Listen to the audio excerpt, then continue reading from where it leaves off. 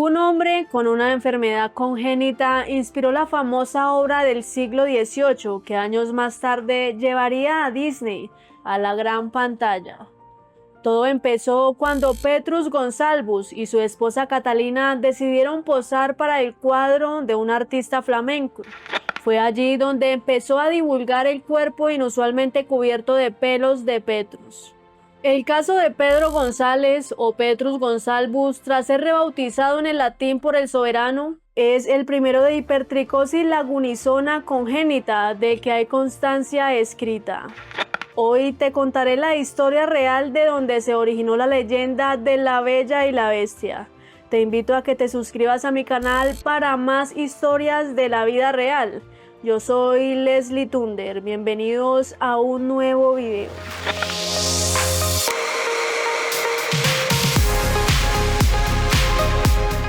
Enrique II de Francia adoptó a Pedro González en su corte, educándolo en las artes liberales y otorgándole un puesto de trabajo. Tras la súbita muerte del monarca, su esposa, la reina Catalina de Médicis, le concertó matrimonio con una bella cortesana llamada también Catalina. Algunos de los hijos de Petrus y Catalina heredaron de su padre el llamado síndrome del hombre lobo. En diversas cortes europeas fueron inmortalizados como curiosas rarezas, en retratos como los de la imagen. Entre los hijos que tuvieron estaba Henry, que al igual que su hermana aparece aquí representado con un porte aristocrático, pero en una cueva natural en alusión al origen de su progenitor. Antonieta, que también tenía hipertricosis, posa con una carta en la que cuenta una breve biografía de su padre escrita por él mismo, como si fuera el contrato de una propiedad. Pedro González nació en la isla de Tenerife a mediados del siglo XVI, una época en la que había muchas supersticiones del medievo y las posibilidades de ser aceptado e incluso de sobrevivir para alguien con semejantes apariencias de hombre lobo eran escasas. Sus primeros años estuvieron envueltos en un halo de misterio, pero se cree que sus padres fueron jefes guanches, los antiguos habitantes de la isla, y que lo abandonaron al nacer debido a su aspecto físico. Unos monjes lo acogieron en su monasterio, donde pasó la infancia bajo su tutela. Sin embargo, a los 10 años su destino cambió de nuevo cuando, al parecer, algunos corsarios lo llevaron como presente al recién coronado rey de Francia. Los corsarios eran marineros o piratas que durante el siglo XIV al siglo XV navegaban por los océanos y atacaban barcos mercantes de naciones enemigas, con el propósito de saquear sus cargamentos y obtener las riquezas. A menudo los corsarios operaban con una patente de corso, un permiso otorgado por un gobierno para atacar y capturar barcos enemigos. Los corsarios se diferenciaban de los piratas en que, aunque ambos se dedicaban al saqueo y la rapiña, los corsarios tenían una autorización oficial para hacerlo, mientras que los piratas actuaban de manera ilegal y sin autorización gubernamental.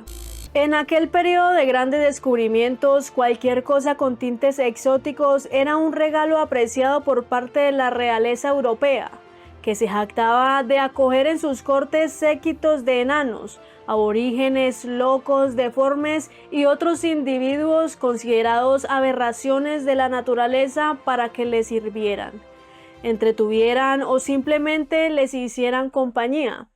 Eran criados y bufones, pero a veces también consejeros e incluso amigos personales. La infancia de Pedro González. Desde el primer momento, Enrique II se encaprichó de aquel niño velludo, una rareza entre rarezas que se correspondía con el mito del hombre salvaje por provenir de una isla remota y sobre todo por tener la cara y el cuerpo cubiertos por una fina capa de pelo de unos 5 dedos de longitud y de color rubio oscuro. El rey no quiso mostrarlo ante la nobleza como una mera curiosidad, sino que lo convirtió en uno de los suyos, liberándolo de su lado salvaje. Primero le cambió el nombre en castellano por su versión latinizada, Petrus Gonsalvus, más acorde con su nuevo estatus, y a continuación fue educado en latín, la lengua reservada a la aristocracia, e instruido en las artes liberales, que abarcaban desde gramática, retórica y dialéctica, hasta geometría, aritmética, música y astronomía.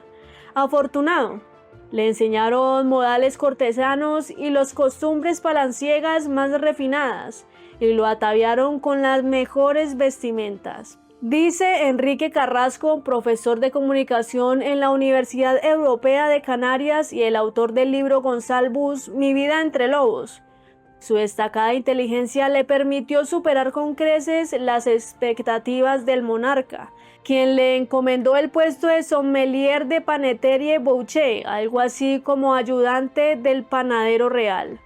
Básicamente se encargaba de poner la mesa, un trabajo que ejercía solo durante 3 meses y le valía un sueldo suficiente para todo el año.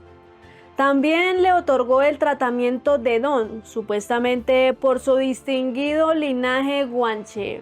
Enrique II murió el 10 de julio de 1559 tras ser herido de gravedad en una justa, con lo que el joven Petrus quedó a cargo de su viuda Catalina de Médicis, quien posteriormente heredó el trono y pasó a la historia por su impecable mandato. Varias fuentes sugieren que fue ella misma quien le buscó una esposa para que criaran hombres salvajes. En esta se menciona que ninguna de las candidatas conocía la identidad del futuro marido, ni la noble finalidad de la sagrada unión. La elegida fue una dama de compañía de la reina, una de las más bellas para que despertara el líbido de la bestia, y de carácter fuerte, para que soportara la conmoción del primer encuentro y la resistencia durante el resto de su vida. Su nombre, al igual que el de la regente, era Catalina, pero su apellido sigue siendo una incógnita. En 1573 se celebraron las nupcias entre Catalina y Petrus, un matrimonio acordado del que nacieron 7 hijos, de los cuales al menos 5 heredaron la semblanza del padre. Años más tarde, los Gonsalvus iniciaron un viaje por Europa, despertando asombro allí por donde pasaban. Hacia 1580 viajaron a Múnich, donde fueron acogidos por el duque Alberto V de Bavaria, quien encargó varios retratos de la familia que luego fueron entregados como un obsequio para la colección del gabinete de curiosidades que su tío, el archiduque Fernando II de Austria, tenía en el castillo de Ambras. Todavía hoy se exhibe en ese palacio de Innsbruck algunos de aquellos cuadros.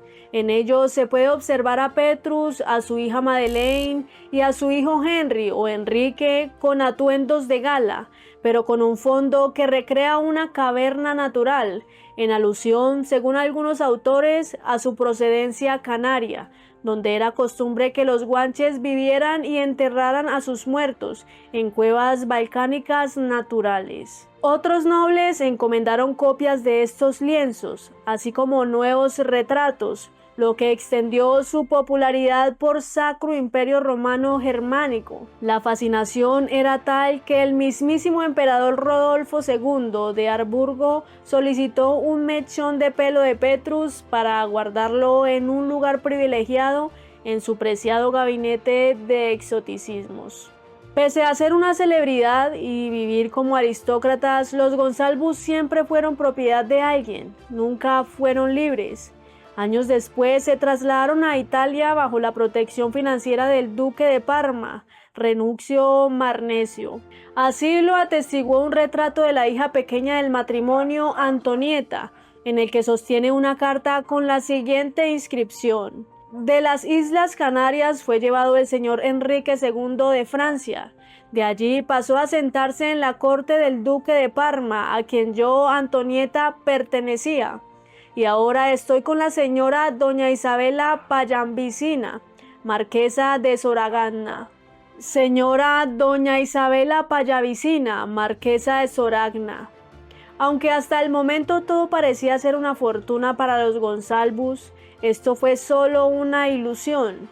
El tratamiento peyorativo que la familia Gonsalvus recibió se extendió también a la esfera científica. De hecho, fueron clasificados poco menos que de bestias en libros como Monstrorum Historia, un catálogo de anomalías humanas y animales escrito por el conde Ulisse Aldrovandi, un prestigioso médico y naturalista boloñés, o en el tomo primero de Animalia Rationalia et Insecta, en el que el artista flamenco Joris Hoefnagel incluye a la familia clasificándolos de animales racionales, pero mostrándolos en un mismo volumen junto a insectos y otros animales.